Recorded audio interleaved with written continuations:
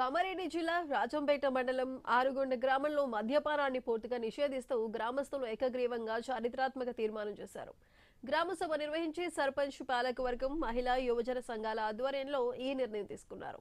గ్రామంలో ఎవరైనా మద్యం అమ్మితే ₹1,00,000 జరిమానా విధిస్తామని, వారి ఆచూకీ తెలిపిన వారికి ₹10,000 బహుమతి ఇస్తామని ప్రకటించారు. యువత మద్యానికి బానిసై భవిష్యత్తు నాశనం చేసుకోకుండా ప్రజలు రోగాన బారిన పడకుండా ఉండేందుకే ఈ కఠిన నిర్ణయం తీసుకున్నట్లు గ్రామస్తులు వెల్లడించారు. ఈ మద్యపాన నిషేధ తీర్మానం పట్ల స్థానికులు హర్షం వ్యక్తం చేస్తున్నారు.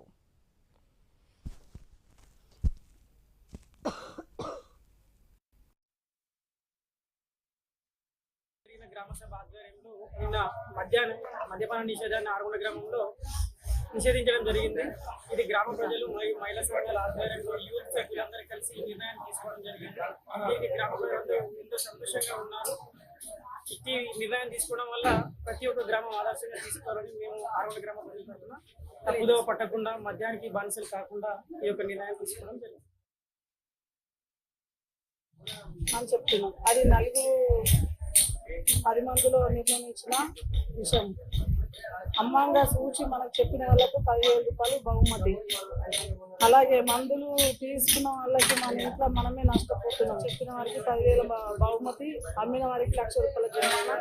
ఏ విలేజ్ లో కూడా లేదు మన జిల్లాలో. ఈ ఆరుగొండ విలేజ్ ని 2 సంవత్సరాల నుంచి కూడా అట్లనే కొనసాగించుకున్నాం.